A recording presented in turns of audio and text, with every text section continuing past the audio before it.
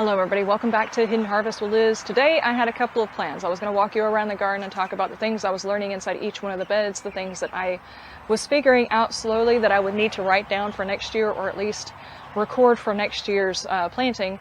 And I was going to show you the potato harvest. Well, I forgot to hit record on my first recording of this video, and I forgot to hit recording on the potato harvest, so I got a little bit of footage and a couple of pictures of our potato harvest. That's really all I've got.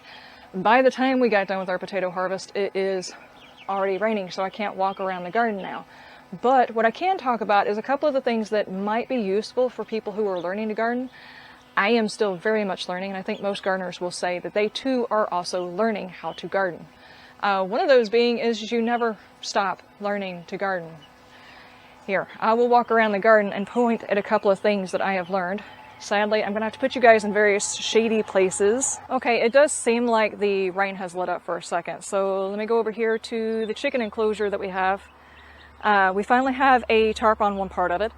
The tarp itself is also another recycled item. There was a pool in one of the towns close to us that they were replacing their pool cover, and it makes a great tarp for the top of the chicken coop. So far, the only thing we've had to buy is a couple of ties, some fence posts, and a little bit of fencing. Everything else has been recycled material.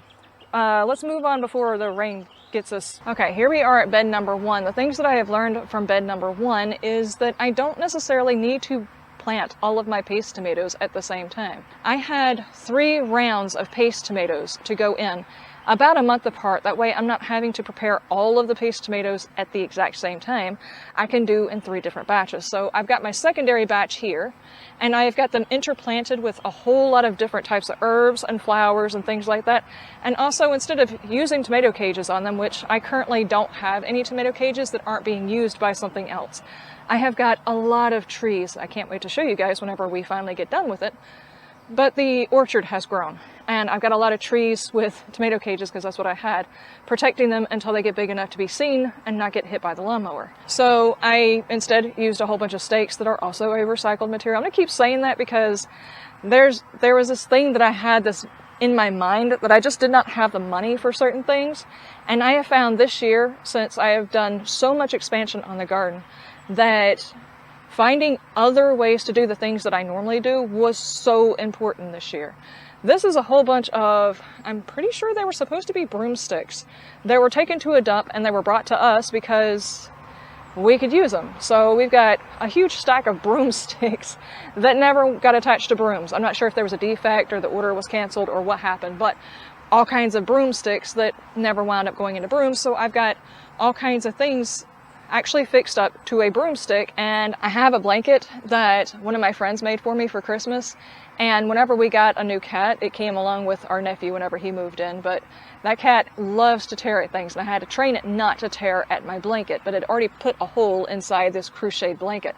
So I went and got the same type of string, and I patched it up rather than getting rid of the blanket, because I love the blanket. And I had a whole bunch of extra strings, so I took that string and made some little ties. Hang on, I'll get one. I just made some simple strings out of them rather than trying to go and find some actual ties or going to buy anything else. I already had the string here. So I just went ahead and crocheted like a simple little thing. This part right here, that's a whole lot softer. I do apologize, my hands are messy. We pulled potatoes today, so they're really disgusting. But yeah, I just made this simple one, and this part right here goes against the plant, so it's a little bit softer on the plant, and then this one goes as the tie. And I figure at the end of the year, it's not as big a deal. I really didn't have a use for the rest of the string unless something else happens to my blanket, so it's useful. So I've been using a whole lot of recycled, renewed, reusable stuff in order to make my pathway. We've been getting boxes from various gas stations and stuff all over town regularly, and that's going down instead of weed cloth. And yeah, we've been doing a whole lot of reusing materials. So that's a thing that I have learned this year as well, is to try and source as many materials, even if it means being exceptionally patient. Which I've got beds 1 through 5, and then 6 through 10 on the other side, and then 11 and 12, and then I have the chicken coop. So I'll just refer to them by their numbers, that way I can remember them. That's how I list them inside my journal that I have not kept up with since planting season has started fully. I've just been winging it. I also have a couple of more determinants that I have put at the end of the bed, I'm not sure if you guys can see it, right over, well, it's going to be very, very hard for me to show this whole thing. I really need to find someone who can follow me around with a camera to make it so much easier. Anyway, I've got some more determinants that are down at the bottom of the bed.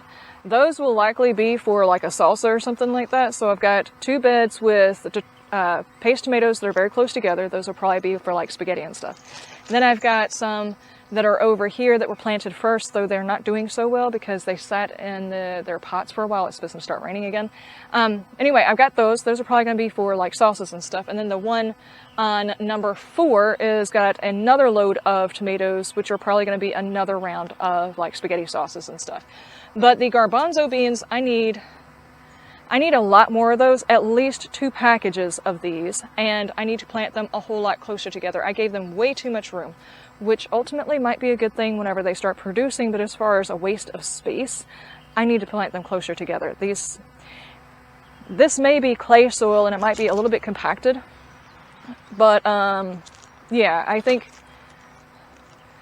it should be okay for me to go ahead and do that. I hope this is not going to mess anything up with me doing this.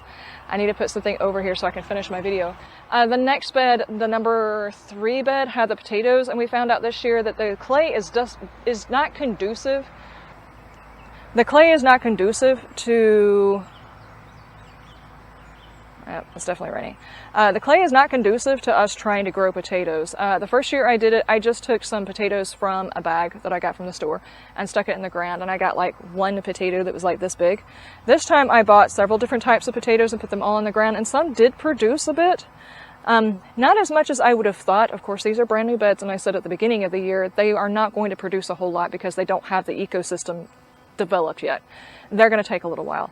And the longer I have the beds, the more compost and everything I'll be able to mix up in it, and in which case later on, maybe the potatoes will do okay, very well, and okay, 2 words mixed together. Anyway, they might do well later on. But for next year, my daughter recommended, hey, why don't we just do grow bags, because then we can just dump them out. And then I was like, you know what, that might be a good idea for the next couple of years while we get the beds prepared. That way the soil will be soft enough for potatoes to grow in properly. So that's what we learned from for the potatoes. The one further down, the number 5 bed, we have got the... I'm trying really hard to get done with this. My battery is running down and it's raining. So let me see if I can speed up. The number 5 bed, we have the okra. The okra is doing fine. The one thing that I've learned from that bed so far is the amaranth.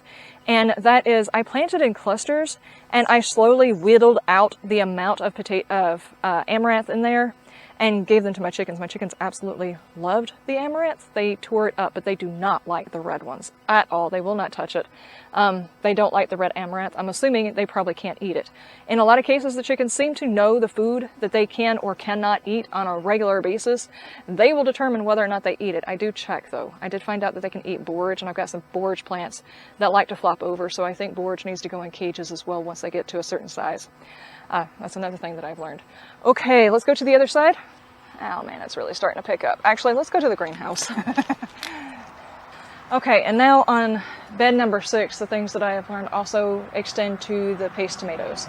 The thing that I have learned on the paste tomatoes in general is to go ahead and get them strapped up earlier than I think that they're going to need it. I had a couple of them that tried to flop over on me. I did manage to save them, and they're all doing very, very well, and they are producing far faster than anything else I've got. But like I said, I have learned that the paste tomatoes, I can do rounds of them like a month separate from each other, so I don't have to try and prepare for all of them to come in at the same time. Plus, I can also start some at the same time and put them out at separate times whenever beds become available, which is what I did this year. Oh, it's freaking hot in this greenhouse, dude. Okay, on bed number 7, that is my hot peppers and my cucumbers. Yeah, it's my hot peppers and my cucumbers. My hot peppers did not do so great this year, and the thing that I have learned is to wait on the hot peppers. The peppers in general can wait until much later to start than I did this past year. I started them 2 weeks, I think, after my tomatoes, and I could probably wait a whole month afterwards because they got stunted really, really badly whenever they got put into the ground, and the ants and the backpacking the aphids up into the plants, they really stunted them. Now with the diatomaceous earth and focusing on them for a while, they are starting to bounce back, but honestly, it's just better to go ahead and wait on those. The next one down, the 7th bed, is my sweet peppers. And another thing that I have gotten from my hot pepper bed, which is number 7, is my cucumbers. Stop trying to start them in ground. It just never works. Something always eats the cucumbers. Start them in a pot, let them get big enough, and then stick them in the ground. It'll just be a whole lot easier and save some time. I think all of the one that I transplanted, the only one that I actually needed to transplant because I decided to plant stuff on the other side, which was squash, and they haven't grown enough to, let's see, I started those last week during the recording session, if I'm not mistaken. I started them 1 week ago. They're tiny little sprouts, so they're not even big enough to warrant anything, but the cucumbers themselves, they've been in ground long enough, and they're actually starting to get to where they're producing tiny little cucumbers. I think it would just be better to start them out like 2 weeks before I plan on planting them out, and then stick them into the bed instead of trying to produce them straight out of the bed. It did not work. Something ate most of them. Out of all of the 6 plants, yeah, 6 plants, and all of them had extra seed in them. 2 survived. So yeah, just like go ahead and plant them inside the thing. Okay, now on to the sweet peppers, which is, yeah. Sweet peppers, I've got the epazote inside the bed, and those guys are doing very well. Epazote grows very well here. I have not seen whether or not it flowers, and I honestly don't know whether or not you can use the herb after it flowers. I'm going to have to look that up. But so far, the smell of it is awesome. I have not had a chance to actually use it in beans, which is why I got it. It's because it's supposed to help make beans more digestible. And it's also a seasoning that's used a lot that we don't use here very much, and that's kind of like the flavor we're missing whenever we're trying to pinpoint why it doesn't quite taste right. I've heard it was epazote. We're going to try it. The sweet peppers went through the same problem as the peppers, but not to the same extent. And I do apologize if you guys can hear if the rain is actually picked up. You could probably see it behind me every now and then. But yeah, I hope it doesn't pick up and it's too distracting. The sweet peppers went through the same thing as the hot peppers. They had a lot of trauma whenever transferred out. I also transferred them out too fast. So I started all of my seeds in here late February. I think I could probably wait till April on all of my seeds starting instead of starting as early as I did. Some of them I thought I needed to start earlier, but then as soon as it got warm enough, I took them outside so that they could go ahead and start hardening off, and not being inside the greenhouse, they were getting more sun out there and it was warming up. I think if I do that, I also need to bring them back inside for the warmth of the greenhouse because the trauma to the peppers. Yeah, I think I could probably do that at the same time. And just not take them outside of the greenhouse as early as I did. I think that was part of the problem, is I took them out of the greenhouse. If they had stayed in the greenhouse, they might have been better. My issue is I've got a bad tendency of killing captive plants.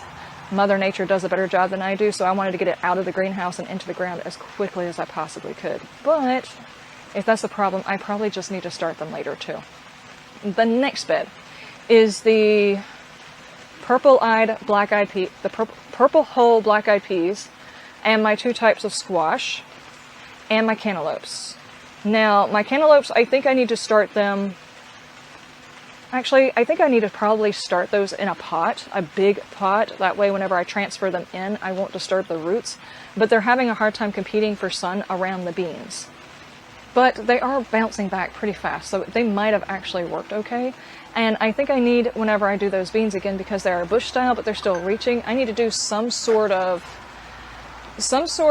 fencing system around them to just hold them up so they've got something to climb on, but they shouldn't get too tall. The squash, I need to support them early because the plants during one of the storms flopped over and broke the stem. It's either that or it's one of the bugs that gets into the stem. I don't know. I pushed some soil up around it and it's starting to bounce back, so there's that one. And then the corn, just plant more of the corn because the corn did not germinate like I wanted it to. And I accidentally pulled a couple of them thinking they were grass. The other 2 beds, if I'm going to plant turmeric or ginger, don't plant them as early as I did. They did not come up and still have not come up. The other plants, I think they're doing okay, and all around so far I have not quite nailed down how to get nasturtiums to thrive. I'm not sure exactly what I am or not doing properly. I need to research those. So those are all the things that I have learned so far from the garden, aside from my onions, which I talked about in that video, but just for the sake of it, the onions came out early. Here comes the storm. Oh no. I don't know if you guys can hear me. The onions came out early, but I need to make sure I spoon around them, and I need to go inside before I can't even get inside anymore. Guys, I will talk to you next time. You have a wonderful day. I hope you guys are learning from your garden and growing as a gardener each time you plant. And I would love to hear about the things that you have learned this year so far in your garden, the things that nature has taught you that you didn't quite know, or you might have just figured out this year. It's like, I kind of thought this thing was going on, but this year I tested it, and this is definitely it. I would love to hear those down in the comment section.